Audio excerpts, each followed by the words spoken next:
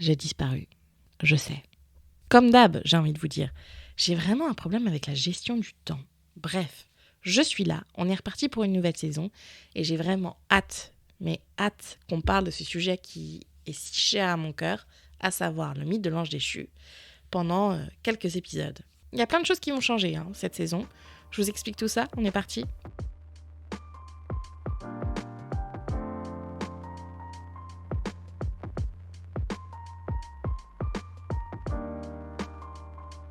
Bonjour à tous et bienvenue dans Amis dans le placard, le podcast qui dépoussière les mythes littéraires.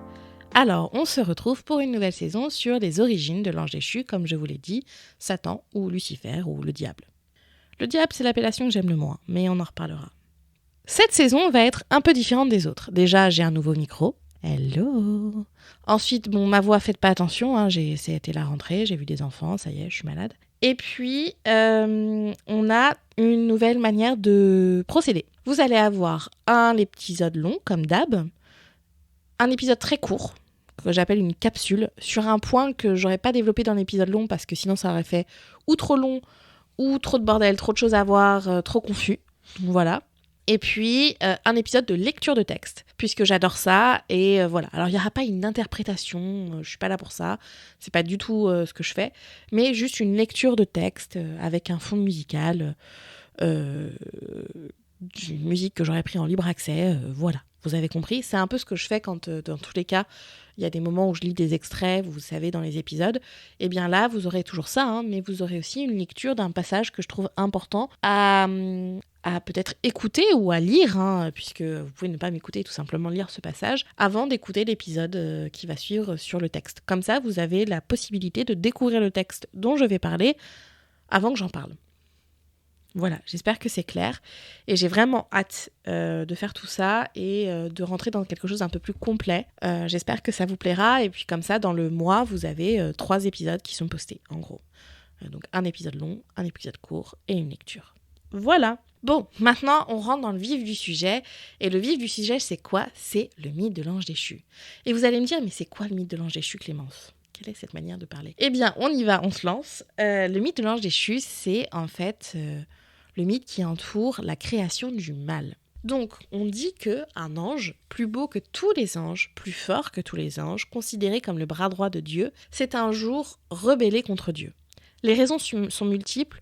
On dit souvent qu'il s'agit d'une question de fierté. C'est-à-dire qu'un jour, cet ange s'est dit « Je peux être l'égal de Dieu et je vais me rebeller contre lui pour prendre son pouvoir. » Il réussit à convaincre une légion d'anges qui vont se battre avec lui, et Dieu envoie une autre légion d'anges, dont Michel, l'archange Michel, qui est à la tête de cette légion, pour se battre contre Lucifer et ses anges, puisque c'est ainsi qu'on le nomme, cet archange, Lucifer.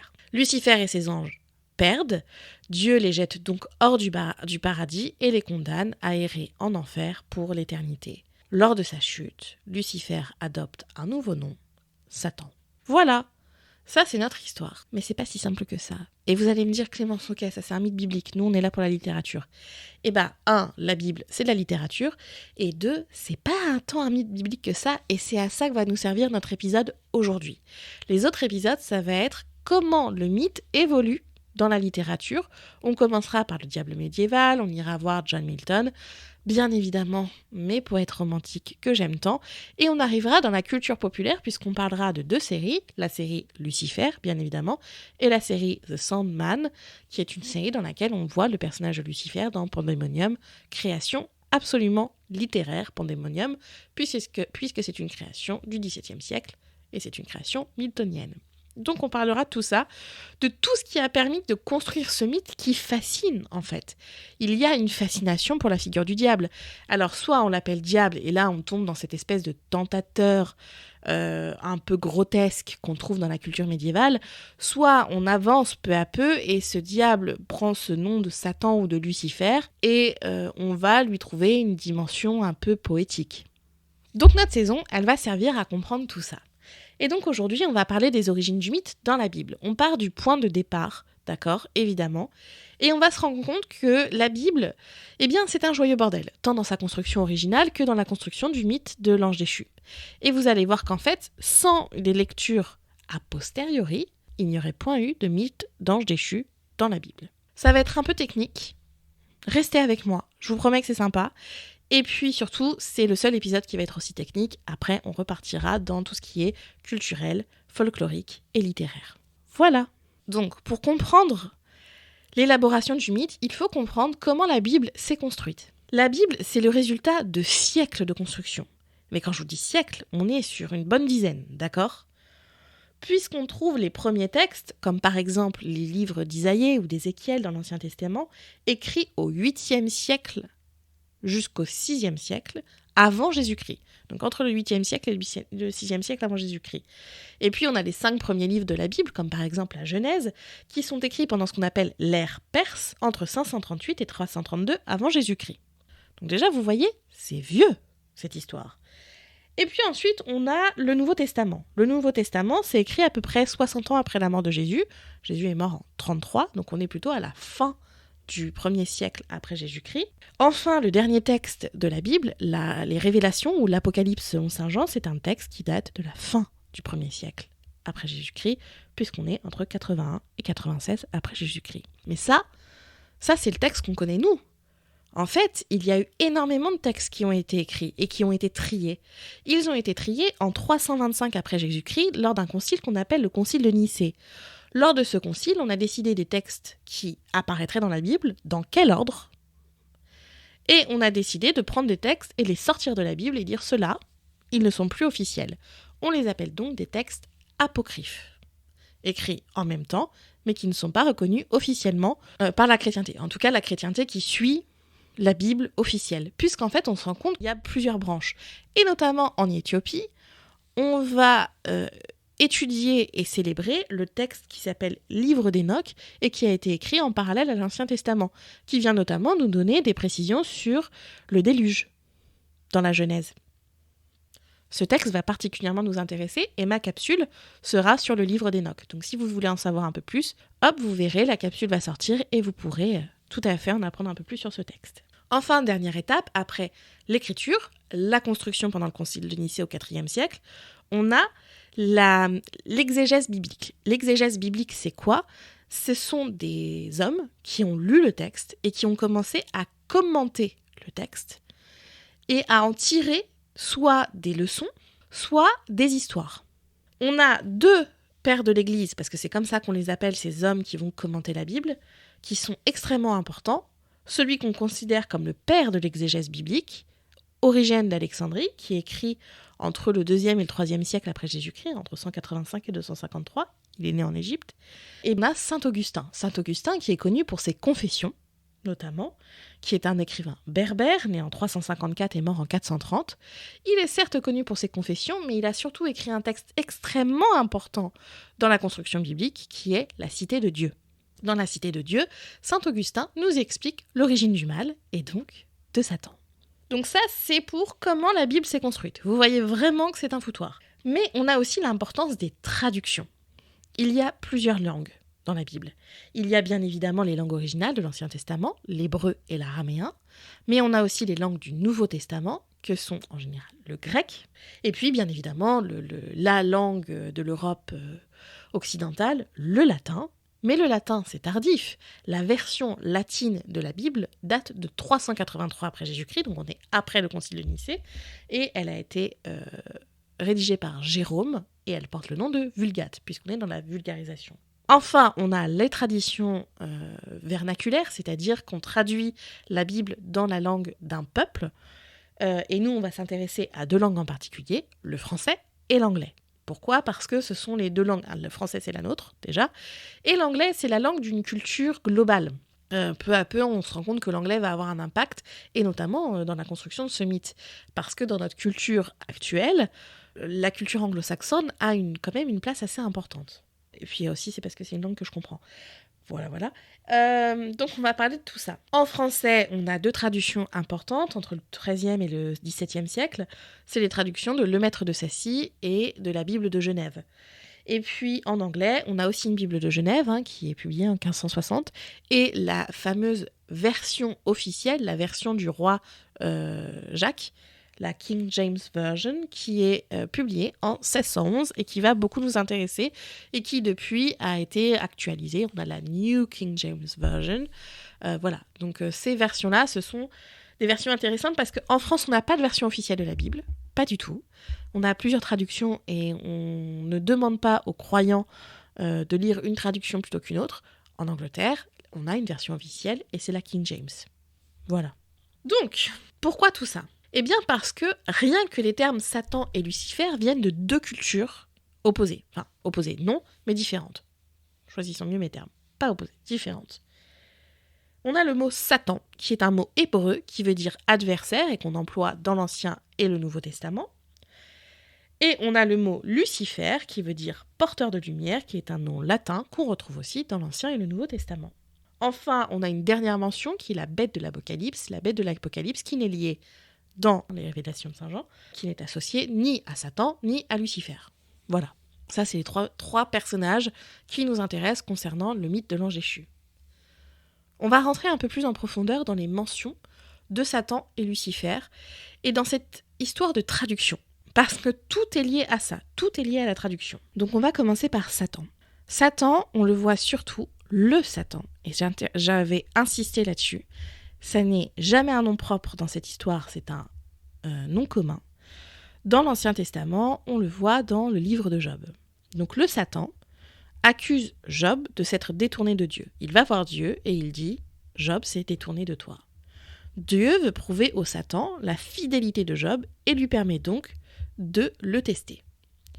Donc, quand le Satan va voir Job et commence à lui faire des trucs horribles, c'est avec l'accord officiel de Dieu. C'est un travail qu'ils vont faire ensemble, et dans ce cas, Satan apparaît un peu comme un procureur. Donc, on trouve en version française, le jour où les fils de Dieu ce sont les anges, se rendaient à l'audience du Seigneur, le Satan, l'adversaire, lui aussi, vint parmi eux. Donc là, on est dans le livre de Job, chapitre 1, verset 6. Vous verrez qu'on a cette petite précision, l'adversaire qui est ajouté, qui est juxtaposé au terme le Satan, c'est pour préciser le terme en français. Parce qu'évidemment, vous lisez en hébreu, il n'y a pas besoin de traduction. Mais là, on le rajoute pour dire, voilà, il y a le Satan, et le Satan, on l'appelle aussi l'adversaire. En anglais, on ne trouve pas ça. En anglais, on nous dit, donc, blablabla, les sons of God, came to present themselves before the Lord, and Satan also came among them. Satan, ici, prend une majuscule.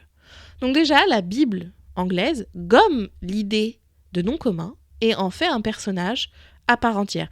Or, le Satan, l'adversaire, c'est un titre, c'est une fonction, ça n'est pas une identité. Mais bon, les Anglais, on va pas rentrer dans un débat, Bref. Et puis on retrouve ce mot dans le Nouveau Testament. Et ce qui est très intéressant, c'est que si en français, dans l'Ancien Testament, on respecte le fait que on ait une fonction et non un personnage, on voit que dans dans le Nouveau Testament, il y a un changement, puisqu'on a dans l'Évangile selon saint Luc, chapitre 10, verset 18, « Je regardais Satan tomber du ciel comme l'éclair ». Fini le « Satan prend une majuscule et devient un personnage à part entière, une identité. Or, les Anglais font la même chose, je ne vais même pas vous le dire, ils continuent sur leur lancée, mais si on regarde le texte latin, on se rend compte de quoi ? Que dans le texte latin, on a videbam satanan qui prend une majuscule. Donc en fait là, c'est pas les Français qui changent ou les Anglais, là c'est les Latins, notre ami Jérôme, qui s'est dit, moi, dans le Nouveau Testament, le personnage que j'avais dans l'Ancien, je vais lui mettre un S majuscule et fin de l'histoire. Ce qui n'était pas le cas en hébreu. Mais il transforme ce mot hébreu en prénom. Et on retrouve cette même chose dans la deuxième épître aux Corinthiens, selon saint Paul, chapitre 11, verset 14. Satan lui-même se déguise en ange de lumière. Et on le retrouve en latin, Satanas transfigurat, sein angelum lucis. Vous voyez que le latin et moi, ça fait 12. Donc voilà, ok ? Donc on se rend compte là qu'il y a une idée non seulement de traduction, mais aussi de période, qu'on a un changement radical entre l'Ancien et le Nouveau Testament. Ce qui est très intéressant, c'est que le Nouveau Testament, c'est le testament des chrétiens. L'Ancien Testament est commun aux 3 religions du livre. Donc là, on est en train de créer un personnage en même temps qu'on crée une religion, au passage. Ah oui, si vous êtes très croyant, passez votre chemin. C'est pas du tout un problème, enfin voilà, c'est juste que là, moi, je suis d'un point de vue universitaire, et voilà, et j'ai un profond respect pour tout ça, mais là, moi, je suis pas venue pour dire la messe. Donc, je comprendrais très bien que vous trouviez ça scandaleux. Il n'y a aucun problème avec ça, mais du coup, changez d'épisode. Voilà. Ensuite, parlons du mot Lucifer. Dans l'Ancien Testament, on trouve dans le livre d'Ésaïe la mention du terme Lucifer, qui est étoile du matin.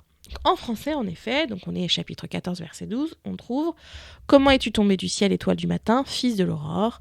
blablabla, blablabla, blablabla. Cette histoire, c'est l'histoire en fait d'un roi de Babylone qui a tenté par fierté de s'élever au-dessus de Dieu et qui a donc été puni. Ce n'est pas du tout l'histoire d'un ange, d'accord ? Dans le livre d'Isaïe, pas d'ange mentionné. Juste une comparaison entre l'idée de quelqu'un qui essaye de s'élever contre Dieu et puis la chute possible liée à ça. Mais ce passage nous intéresse particulièrement parce que en anglais, nos amis anglais mettent quoi ? Oh Lucifer, son of the morning. Lucifer.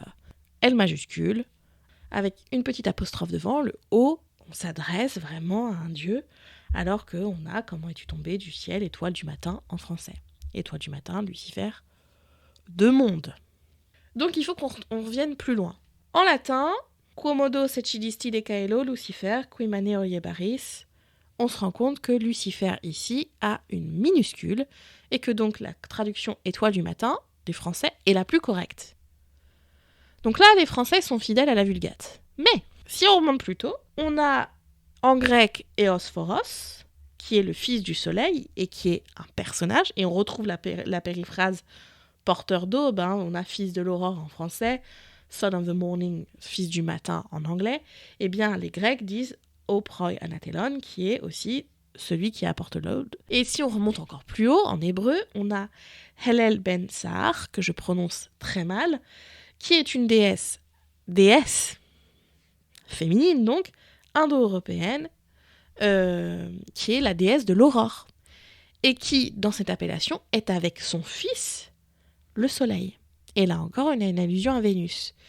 Donc on a bien une divinité dans le texte original, mais cette divinité, elle a rien à voir avec l'ange Lucifer, absolument rien à voir. On est plutôt sur une divinité liée à un événement céleste, à savoir le début de la lumière dans le ciel du matin, que ce soit le soleil ou l'aurore. Donc là encore, on se rend compte que on n'a pas de vrai personnage Lucifer dans la Bible, Lucifer qui est un ange, tout ça. Mais d'où ça peut venir ?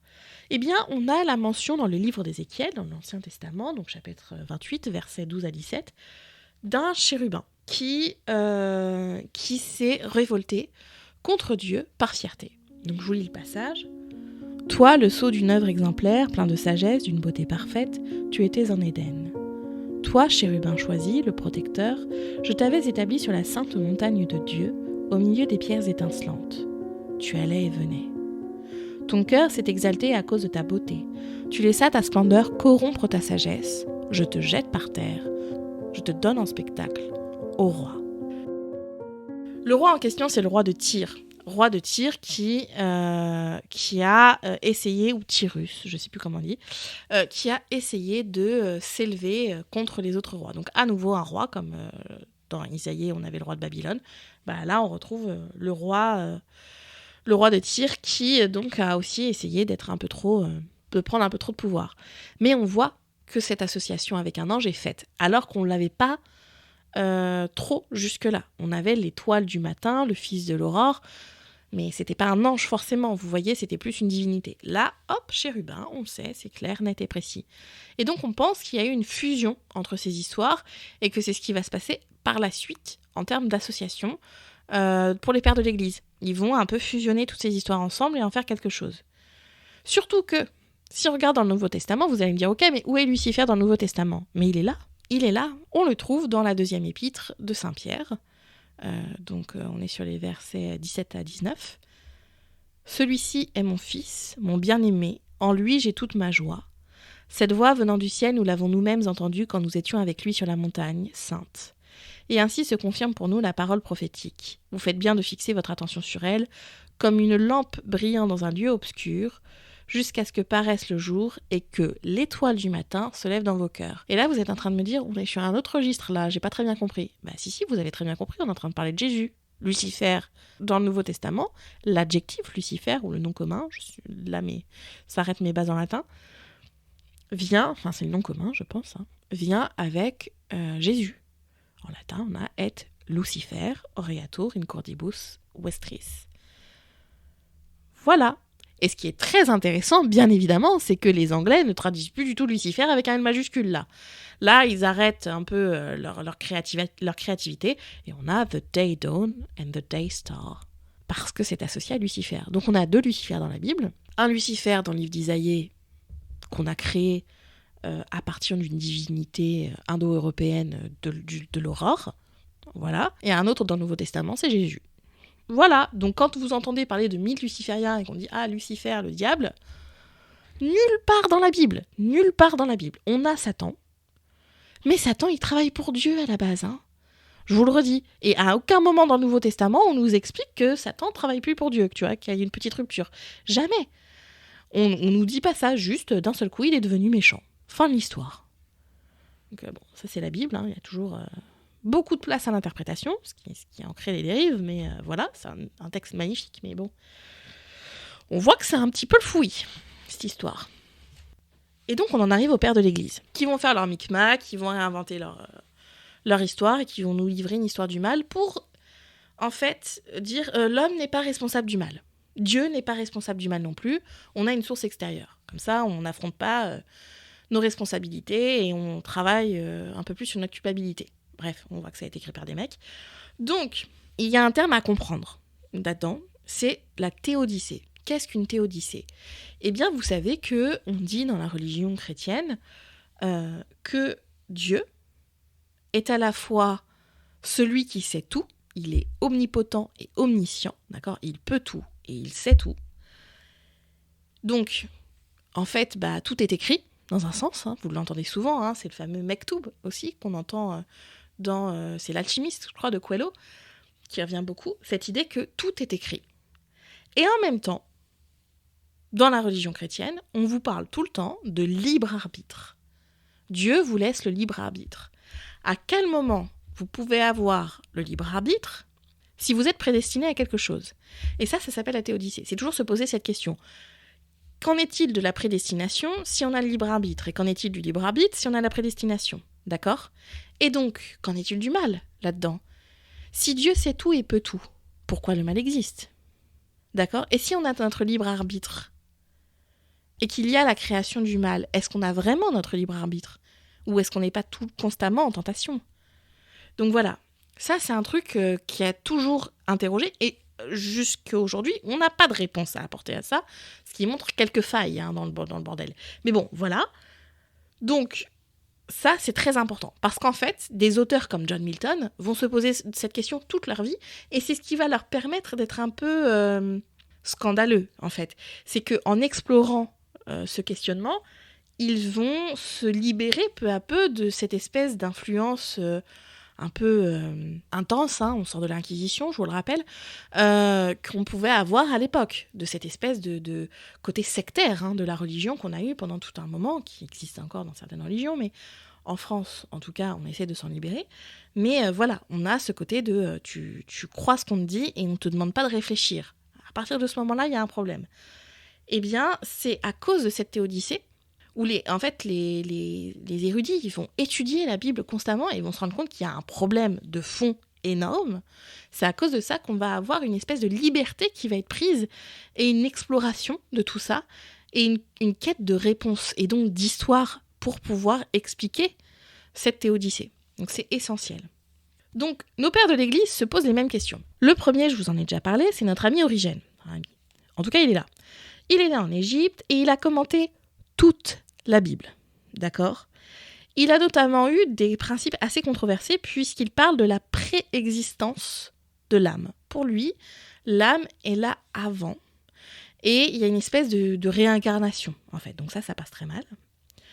Dans De Principiis, qui est son texte principal de commentaire de Bible, d'exégèse biblique, pour être précis dans les termes, écrit en 231, on a l'idée que l'histoire qui est contée dans le livre d'Isaïe, cette histoire qui est un avertissement en fait pour tous ceux qui seraient trop fiers, soit en fait la raison qui explique que Satan était un ange auparavant nommé Lucifer, et donc on a l'identification entre Lucifer et Satan. En revanche, les raisons de la rébellion restent tout à fait floues. On n'a pas trop d'idées de ce qui se passe. Mais par contre, Origène dit voilà, Lucifer, c'était un ange qui est devenu Satan. C'est lui qui tire d'Isaïe cette histoire. Donc ça, c'est sa contribution principale au mythe de Satan. Et puis arrive saint Augustin. Saint Augustin, qui est donc, je vous le redis, berbère, qui a vécu entre le 4e et le 5e siècle après Jésus-Christ, et qui écrit La Cité de Dieu en 426. Dans La Cité de Dieu, il dit que l'histoire de la rébellion de Satan est réelle, d'accord ? Et donc il va donner un peu plus d'aspect, et il va dire que Adam et Ève ont été créés pour remplacer les anges déchus. Et puis, enfin, il va dire que le premier péché de l'humanité, tout court, ça n'est pas celui commis par Adam et Ève, c'est pas ce fameux péché originel. Eh bien non, c'est la fierté de Satan. Comme ça, on détache la responsabilité du mal de l'être humain et on la met sur une entité malveillante, divine, mais qui ne l'est plus. Enfin, il va dire que, comme Origène, la métaphore du roi babylonien dans Isaïe, c'est pour désigner Lucifer et non l'inverse, en fait, que on a caché l'histoire de Lucifer sous cette histoire de roi babylonien, et non qu'on a caché l'histoire du roi babylonien sous l'histoire de Lucifer. Ce qu'il faut savoir, c'est que saint Augustin se base uniquement sur la Vulgate pour faire ses commentaires de la Bible, puisqu'il ne sait lire ni l'hébreu ni le grec, contrairement à Origène. Donc en fait, forcément, la vision de saint Augustin, elle est déjà influencée par une traduction latine. Traduction latine qui, on a vu, notamment avec cette histoire de Lucifer et de traduction des divinités indo-européennes et grecques, est pas forcément la plus fiable. Voilà. Donc là, on en arrive là, d'accord ? Et donc notre mythe de l'ange déchu, comme vous pouvez le voir, c'est un mythe qui est complètement flou. On a rien de plus que ça dans la Bible. Là, notre histoire se termine là. Là, j'ai plus rien à vous dire sur la construction biblique, si ce n'est, et on reviendra dans cette capsule sur le livre d'Enoch, mais vous voyez bien que on a vraiment une histoire qui manque cruellement de fil directeur, que c'est lié à des interprétations bien après l'écriture de la Bible, que c'est lié à des traductions, qu'on a des mecs qui se permettent de créer des histoires bibliques sans connaître la langue originale de la Bible. Et donc, il y a toute une idée que c'est un joyeux fouillis et qu'en fait, on a très très peu d'éléments bibliques qui construisent le mythe de Satan comme vous le connaissez vous, et comme il est raconté dans des séries ou des livres. Parce que souvent, en général, on le connaît sans le connaître, ce mythe. On ne sait pas d'où il vient. Eh bien, vous voyez que, en fait, à part quelques pistes, c'est pas biblique. Toute l'histoire autour n'est pas biblique. On a des personnages, assez flous aussi, mais on en a. Mais l'histoire, elle, n'est absolument pas racontée dans la Bible. Donc, quand on vous dit le mythe luciférien, c'est un mythe biblique, non. C'est un mythe qui puise certaines origines dans la Bible, notamment les noms, d'accord, et tout ce qu'il y a autour, c'est-à-dire des principes de croyance, de mal, de bien, le personnage de Dieu, bien évidemment, qui est essentiel à ce mythe. Mais l'histoire n'a rien de biblique. C'est une histoire humaine. Bon, la Bible, c'est humain, vous allez me dire. Mais en tout cas, on l'a entièrement créée pour solidifier l'implantation du christianisme. Et donc, en détachant, en fait, l'origine du mal des hommes et en l'imputant à une entité divine, eh bien, forcément, on donne une porte de sortie aux hommes et on leur permet de vivre le truc un peu mieux, quoi. Donc, c'est un peu plus vendeur que vous êtes responsable de tout et c'est pas bien. On leur dit, vous êtes responsable de vos actions sur Terre, mais c'est pas de votre faute, il y a un mec qui essaie constamment de vous tenter. Donc, c'est pas grave. On sait, d'accord ? Mais nous, on a la solution pour que ces tentations soient moindres et que quand vous êtes tenté, eh bien, ça n'ait pas d'impact sur votre vie après la mort. Donc voilà, je suis vraiment désolée pour les personnes qui sont très pieuses, parce qu'on n'est pas... vous n'êtes pas du tout là, et que c'est pas très agréable, j'imagine. Donc je suis désolée, mais telle est la vérité du texte. Là, on parle plus d'études que de croyances. Voilà, j'espère que vous aurez tout compris et que vous êtes prêts, du coup, en ayant toutes ces bases en tête, à aborder la manière dont ça a été traité dans la culture, parce qu'on va parler d'abord du diable médiéval, qui est le reflet plutôt d'une culture folklorique plutôt que d'une culture littéraire. Et puis ensuite, on enchaîne le 3e épisode, ce sera sur John Milton. Si vous voulez en savoir un peu plus sur le livre d'Enoch, il y a une capsule qui arrive, ça va être la semaine prochaine. Et ensuite, je vous lirai quelques extraits de Dante et de la Divine Comédie pour approcher quand même cette histoire de diable médiéval, puisqu'on a quand même un texte littéraire essentiel, à savoir la Divine Comédie. Mais vous verrez qu'il est très court. Le passage est court et que au final, il va nous dire beaucoup tout en étant insuffisant pour comprendre le diable médiéval. Voilà, j'espère que ça vous a plu, que vous êtes contents qu'on ait repris et j'ai hâte d'avoir vos retours sur le sujet. Je vous souhaite une excellente journée ou soirée et je vous fais des bisous. Ciao!